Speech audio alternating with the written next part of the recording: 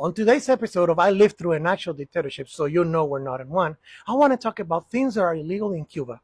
I want to give you some concrete examples of how a true dictatorship restricts its citizens. I will mention 3 things that are illegal in Cuba, but no, there are many more things that are just as ridiculous as this. Number 1, it is illegal in Cuba to have cable TV. Cuba has 4 approved channels which they use to spread their political propaganda.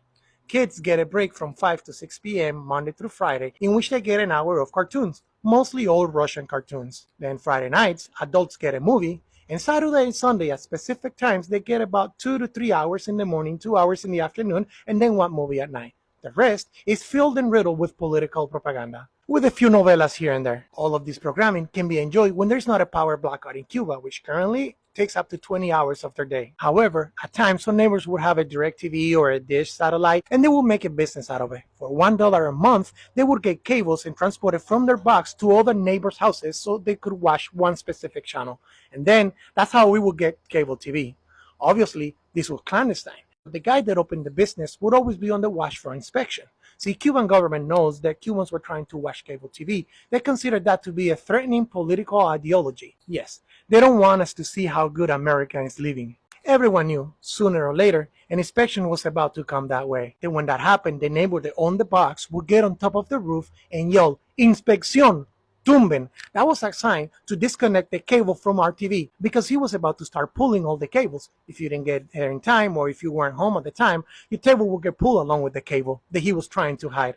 Can you imagine how for us it was dangerous to watch Looney Tunes? All the kids would go to a house that somebody that had cable because this is not something that anyone could afford. And we would watch TVs at their house. And I remember with great joy how much I would love commercials. Because in the commercials they would show the Yoplait yogurt and we would drool over that.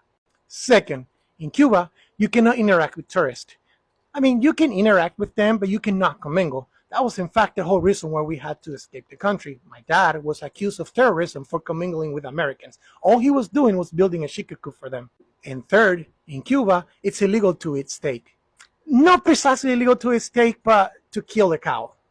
And in order to eat steak, you have to kill a cow. So let's say you are a farmer. Let's say you buy a cow, and that cow then has offsprings, and you breed it, and you raise them. And one day on Christmas Day, you're hungry, and you want to kill that cow.